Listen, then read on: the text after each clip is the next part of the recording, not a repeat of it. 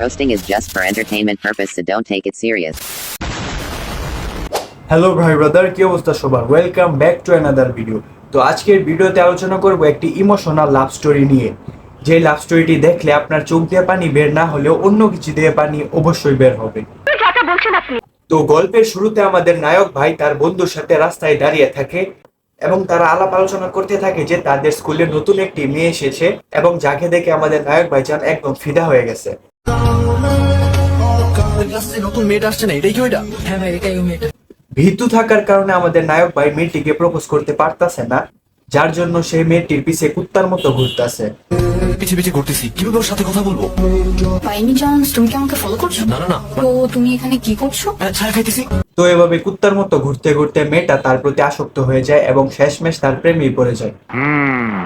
জঘন্য রকম ভীতু থাকার কারণে আমাদের নায়ক ভাই মেয়েটিকে ভালোবাসার কথা বলতে পারে না, কিন্তু আমাদের নায়ক ভাইয়ের বন্ধু মেয়েটিকে সবকিছু বলে দেয়। আচ্ছা, ও আমাকে দেখে ভাবে পালায় বেড়ায় কেন? মানে ও আপনাকে প্রথম যেদিন দেখছে সেদিনই আপনাকে পছন্দ করেছে, কারণে আপনার সামনে আসতে ও ভয় পায়। এবং শেষমেশ তাদের প্রেম ভালোবাসা হয়ে যায় এবং তারা প্রেম করতে থাকে। তোমারই ফ্রেন্ড বলেছে আমাকে সবকিছু। আমি তোমাকে যখন প্রথমবার দেখছি না, আমি প্রথম আমার এই ছোট্ট দুনিয়ার কাছে এসেই তোমার কথা বলছিলাম। তুমি আমার প্রথম ভালোবাসা, আমাদের ভালোবাসার প্রথম উপহার। আরেকটি কথা, আমাদের আপুমনির একটি গুন্ডা ভাই আছে, যার কোনো খায়া দেয় কোনো কাজ কাম নাই। সে কয়েকটা পোলা পাইনিয়া চারদিকে ঘুরঘুর করে, নিজের দাপট দেখায় চলে, আর কোনো কাজকর্ম নাই, মানে একটু গুন্ডা টাইপের ভাই। ভাইয়া ঠিক আছে, চল। তো কোনো একদিন আমাদের আপুমনি আর আমাদের ভাইজান গাছের নিচে বসে প্রেম করতেছিল।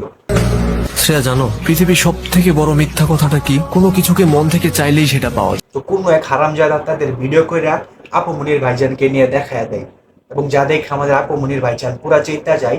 চেতা গিয়ে আমাদের নায়ক ভাইদের প্রচুর মাইক দূর করে। কোনো কিছুকে মন থেকে চাইলেই সেটা পাওয়া যায়।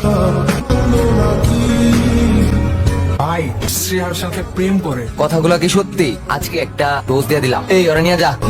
আমাদের আপুমনির ভাই ছিল খুবই রাগী, সে তাদের সম্পর্ক কোনোভাবে মেনে নিতে রাজি ছিল না। তাই আমাদের আপুমনি আর ভাইজান বুদ্ধি করে তারা অন্য কোথাও চলে যাবে, অন্য কোথাও চলে গিয়ে একা থাকবে, যেখানে আর কোনো মানুষ থাকবে না। সেখানে তারা দুইজন দুইজনকে খুবই ভালোবাসবে, যা খুবই সুন্দর একটা বিষয়। প্রথমে ভাবছিলাম তারা মনে হয় পলায় যাবো গা, যেহেতু মেয়ের ভাই তাদের সম্পর্কটা মানতাছে না, তাই আমি ভাবছি তারা মনে হয় পলায় যাবো গা, দূরে কোথাও গিয়ে থাকবো, সেভে থাকবো।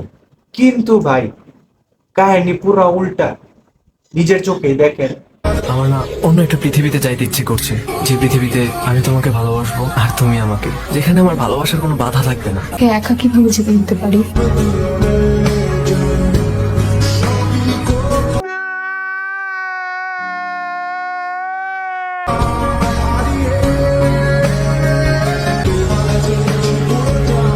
এটা কোনো কথা ভাই?